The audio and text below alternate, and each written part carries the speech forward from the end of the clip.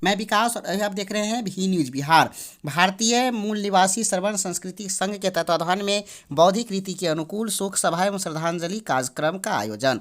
मधुबनी जिला में मनाजीपुर के कनेल गांव में पहली बार लक्ष्मी दास के यहां उनकी अर्धांगिनी देवकला देवी के पंचतत्व में विलीन के उपरांत श्रद्धांजलि सभा का कार्यक्रम आयोजन किया गया।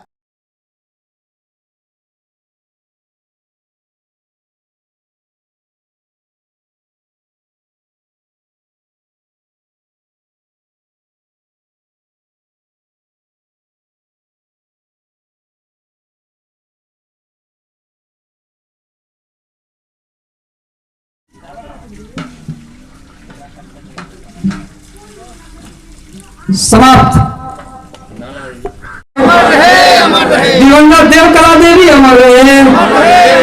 जीवन मरण सत्य है। जीवन मरण सत्य है। जीवन मरण सत्य है। भगवान बुद्ध की करुणा हो। भगवान बुद्ध की करुणा हो। भगवान बुद्ध की करुणा हो। बाबा साहेब अम्बेडकर अमर रहे। बाबा साहेब अम्बेडकर अमर रहे। बाबा साहेब अम्बेडकर अमर रहे। जय भीम, जय भारत, जय महिला। बैठे जहाँ बैठा है ना बच्चा लोग वहीं पे ले लेते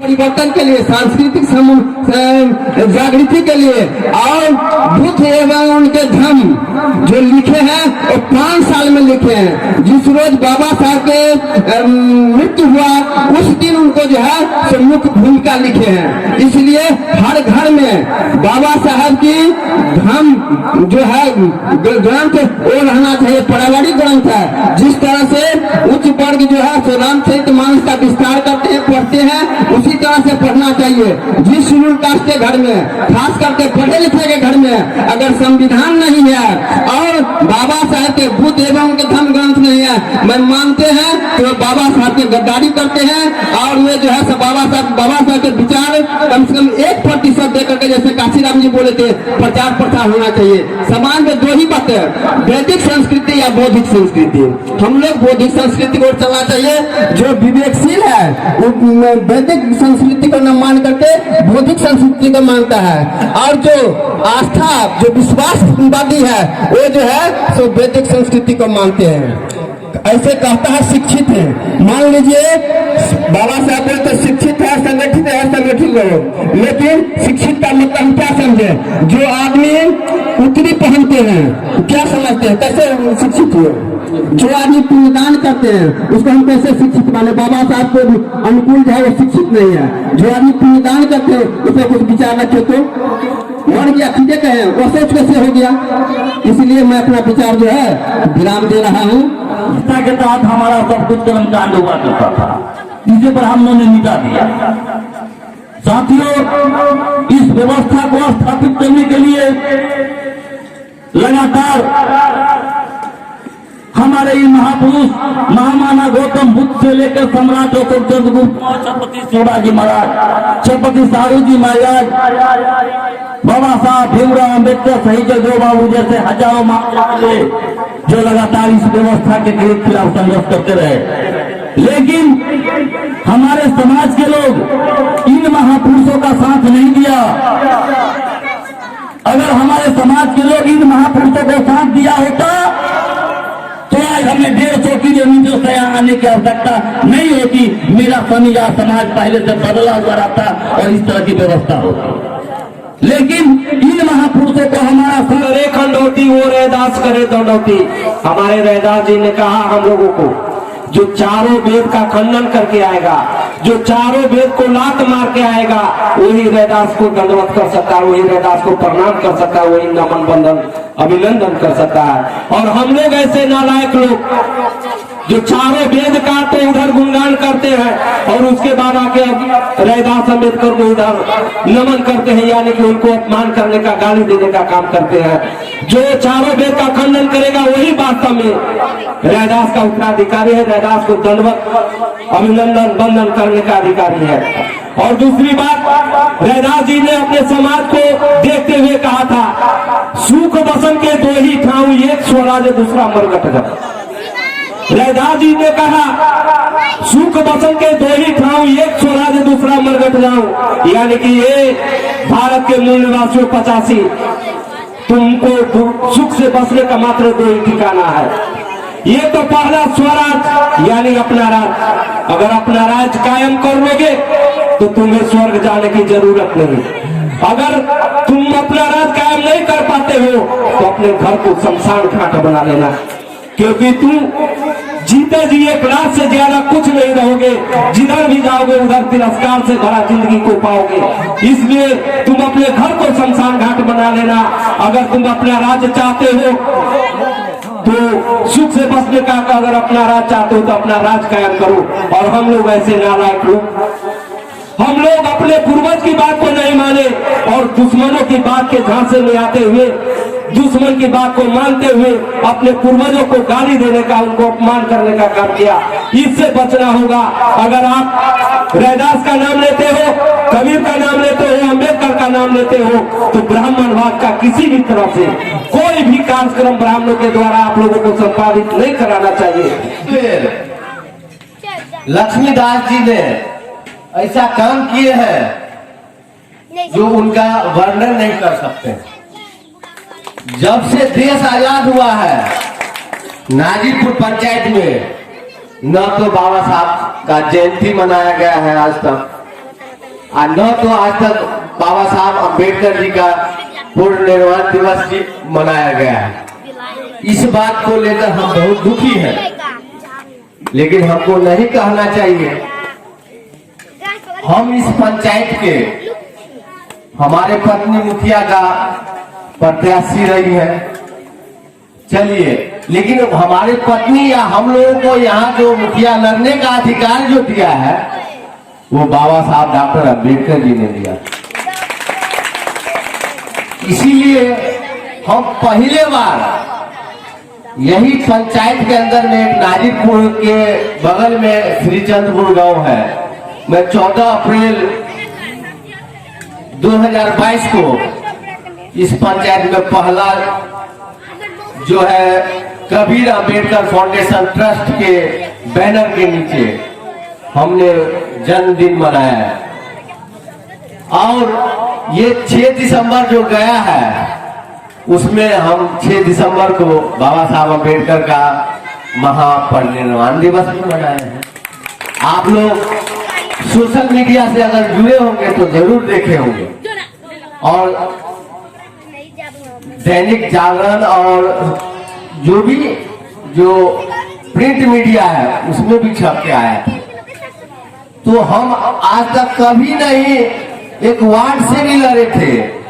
हम क्यों लड़े मुखिया पद से? क्योंकि वो बाबा साहब का दिन था, वो आरक्षित सीट हुआ था। आप जब छोड़ेंगे जो पहले से ब्राह्मणी संस्कार कर रहे हैं तो उसके विकल्प में कुछ होना चाहिए। तो उसके विकल्प के रूप में आपको ये भारतीय मूल्य सांस्कृतिक मंच आपके सामने प्रस्तुत करता है। अपना बहुजन विचारधाराओं को कैसे स्थापित किया जाए और उनके विचारधाराओं पर अपने जीवन उपयोगी संस्कार को कैसे संपन्न किया जाए। जो बाबा साहब ने भी 22 प्रतिज्ञा में कहा, 8वां प्रतिज्ञा उन्होंने कहा था कि अगर आप अपने जो आपके ऊपर जो गुलामी है उस गुलामी से अगर निकलना चाहते हैं तो सिर्फ अगर उस 22 में से 8वां प्रतिज्ञा को भी अपने जीवन में आप उतार लीजिएगा तो आप निश्चित रूप से ब्राह्मणवादी व्यवस्था की गुलामी से मुक्त हो जाइएगा, जिसमें बाबा साहब ने कहा कि मैं कोई भी जीवन उपयोगी संस्कार को ब्राह्मणों के द्वारा नहीं करूंगा। कितनी बड़ी बात है, समझिए। उनके सब लोग जय भीम बोलते हैं। अगर हम पूछें यहां पर कि कितने लोग हैं जो बाबा साहब को मानते हैं, जरा हाथ उठाइए। जो बाबा साहब को मानने वाले लोग हैं वो हाथ उठाइएगा। बाबा साहेब की नहीं मानते, समझ रहे हैं ना? बाबा साहेब को मानते हैं कि बाबा साहेब की फर्क है ना, दोनों में फर्क है। आज जिस दिन बाबा साहेब की मानना शुरू कर दीजिएगा ना, आपकी परेशानी खत्म हो जाएगी। बहुत बात नहीं है, बस थोड़ा सा समझने की जरूरत है। और बाबा साहेब की मानना ही है वो 22 प्रतिज्ञा में से 8वां प्रतिज्ञा, एकमात्र प्रतिज्ञा है जो आपको गुलामी से, उस व्यवस्था के, मनोवादी पाखंडवादी व्यवस्था के गुलामी से आपको मुक्ति दिला सकता है। यही काम भारतीय मूल निवासी सांस्कृतिक मंच पूरे देश में चला रही है और हमारे साथी आपको विस्तार से बताए हैं, उस विस्तार में नहीं जाना चाहेंगे। लेकिन एक बात जरूर कहना चाहेंगे कि जब एक बार आप उस राह पर चलिए और चलना शुरू कर दीजिए तो फिर वापस मत होइएगा। जिस दिन 85 के लोग एक जगह खड़ा हो जाए, हमारे बहुत अच्छा राजकुमार साहब जी ने बोल रहे थे, बहुत अच्छी बात उन्होंने कही कि जिस दिन हम बहुजन समाज के लोग एक जगह इकट्ठे और खड़े हो जाएंगे। अच्छा बताइए, 85 और 15 की कोई लड़ाई होती है क्या? जहां 85 लोग एक तरफ खड़ा हो और 15 लोग एक तरफ खड़ा हो तो कोई लड़ाई है? कोई लड़ाई नहीं है।